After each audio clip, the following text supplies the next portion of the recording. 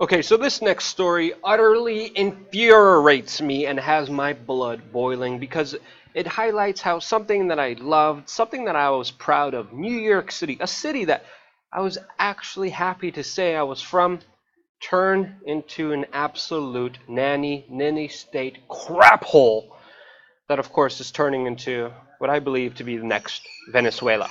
And that's why I'm going to be covering the latest insanity happening in New York City right now, focusing on the way of life, the mass exodus that is happening there, the quotas, the tickets, and how virtually every aspect of human existence and life in that garbage-ridden crap hole has a big old nasty government boot stomping on the neck of it. Okay, I'm already getting too mad.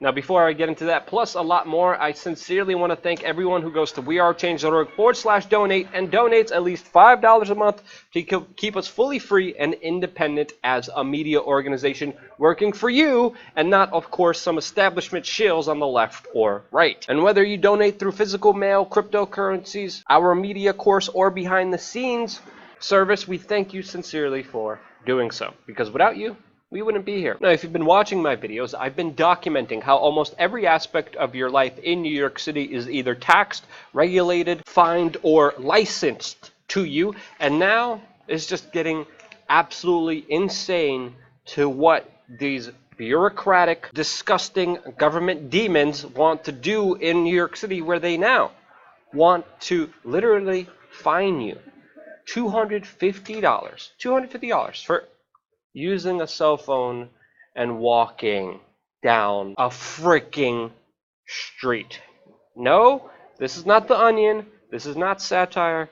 This is the absolute reality of a nanny state going completely out of control. And again, the government here is acting like they're doing this for your benefit, for your safety, for your security. And some delusional, idiotic, moronic yuppies may say, yeah, this is great, but let's call it what it is. It's essentially punishing you for existing as a human being. That's literally what life in New York City is like now. In a city, by the way, where the NYPD, one of the largest police departments in this entire country, has no legal right or duty to protect you. My friend Joe Lozito, who actually fought off a madman that the NYPD took credit for, and actually he's the one who took him down, revealed that in a court of law. So in New York City, the police officers legally, through the court's decision, do not have to protect and serve you in any way. No legal obligation. But now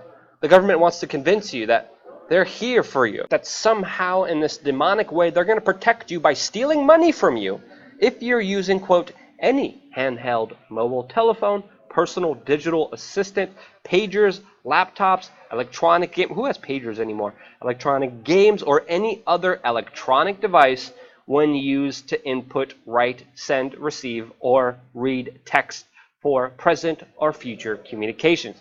Again, you look at the language here, they make it very vague for it to be led up to the officers' interpretations in New York City, which again have been skewed and manipulated many times, as we've been documenting, for of course the pure purpose of generating revenue for the state. And I would even theorize, I would even speculate that the next stepping stone of this is, of course, surveillance, artificial intelligence cameras taking a photo of you as you're walking down the street with facial recognition technology, being able to fine and deduct you automatically for the crime of using a phone or a pager for freaking going through the crosswalk, which happens in China already and most likely is headed to New York City soon, which is how absolutely and insane the city is, where they recently even admitted using a picture of Woody Harrelson because he looked like a, quote, beer thief, which the NYPD prioritized and tried and has successfully tracked down and arrested for the horrible crime of stealing beer. Yes, we did the video about this earlier on our channel.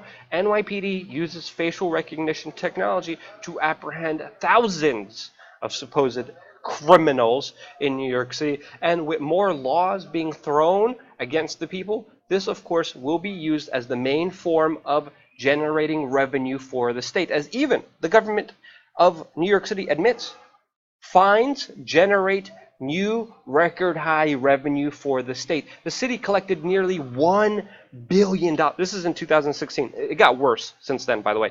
$1 billion in fines. Meanwhile, crime historically is going down in New York City. So how do you correlate the two? How do you morally justify crime going down, but the number of fines, the number of tickets, the number of summonses, the number of instances where the government comes in and takes away your money as justified? It makes absolutely no sense at all. Again, a 16% jump in money collected from fines since 2012, destroying the quality of life, not ensuring it, with already a large number of the population struggling to survive with the high rent prices, with all these gosh darn yuppies coming in there, cupcakes and lattes and all this other nonsense that we don't need. But again, look how they sell it to you. This is what it states in this law, where if you're caught using a device, the initial fee, don't worry, it's only going to be $25. If you get caught again, that's $50. Following the first fine again, it could go up now to $50 to $100, and then the third offense is $50 to $250 for an offense, and then probably jail time for the horrible crime of walking down the street and using your cell phone. And this, of course, will be abused just like everything else is abused. We had to have NYPD sergeants come out and blow the whistle on quotas. And these quotas are going up because this is why the city is generating more revenue from fines, because police officers have quotas to issue fines. Those quotas are going up and are admitted even though the government publicly lies to you. The NYPD, the city, and the state say, no, there's no quotas.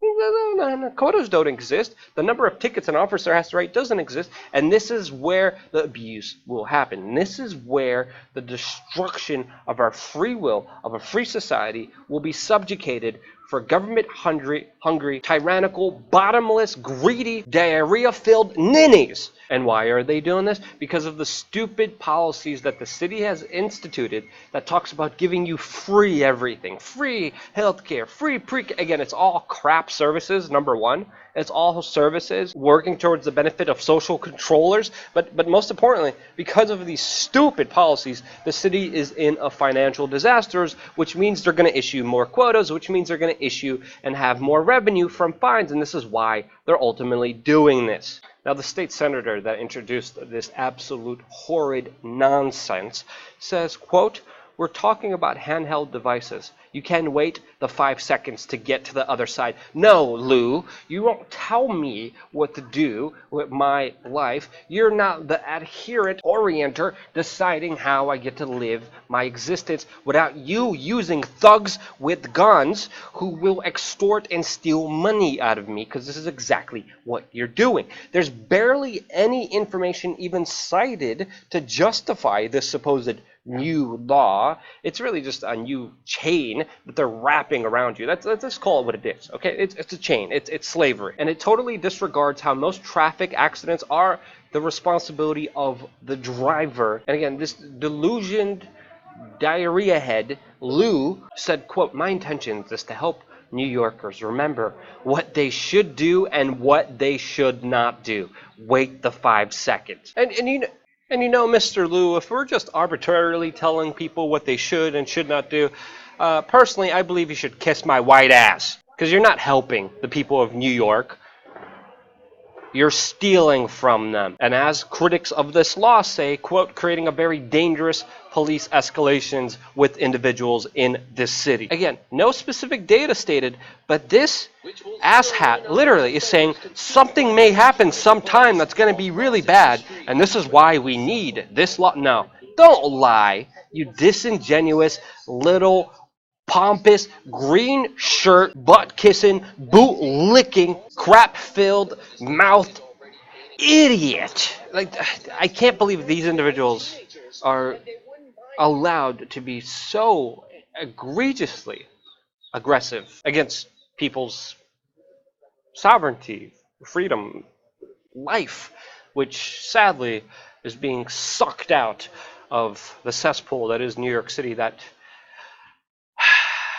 I still somehow stay in. Now again, this is a law that was introduced. It hasn't been proved, it hasn't been passed, it hasn't been adapted. Most likely, I believe there is a chance that this bill will pass, and when it does, expect me to do massive civil disobedience by doing a live stream all throughout the public sidewalks in New York City, demonstrating how, I mean, look at the repercussions of this. I mean, I remember being in Occupy Wall Street, and whenever there was a critic of the NYPD or someone more outspoken against specific NYPD officers who would go above the law, who would be more aggressive, who would attack people.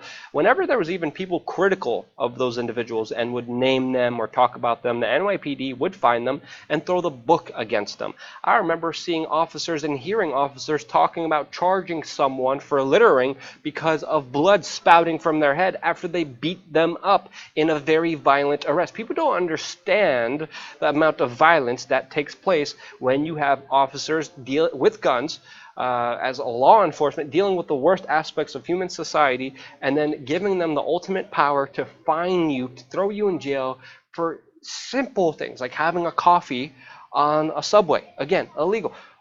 Riding a bike on a sidewalk, even for a few seconds. Again, I've been seeing so many cases of just pure abuse of the law for the disguise of public safety that we have to understand this is reaching a critical point where you no longer have any sovereignty and freedom to even walk down the street anymore without a government official trying to fine you for their bankrupt state that is run on bankrupt ideas. Again, I've seen very similar things in Venezuela, personally myself, with the pure amount of regulations, with the pure amount of permits, with the pure amount of no smoking signs, which was a priority for the city of Caracas, where literally, you have the murder capital of the world existing at the time that I was there. Their main concern? Anti-gun legislation, no smoking signs, governments running around and with their agents looking at all your permits, which literally almost every business, the permits and regulations filled the entire wall up. One single wall had to be dedicated in all of the businesses to permits and regulations. That's the same thing pretty much unfolding in New York City. That's why we're seeing such a mass exodus, and this is why I'm going to leave the city. I'm still looking for a place to settle down in, but New York City is not the city for me, and sadly it's only becoming more draconian, more insane, more idiotic to live in this once really great, amazing city that now is just a crap hole. What do you guys think? Let me know in the comment section below. And again, thank you everyone for being here with us, for supporting us. Without you, this wouldn't exist. And that's why I love you guys. Stay tuned for more here on wearechange.org.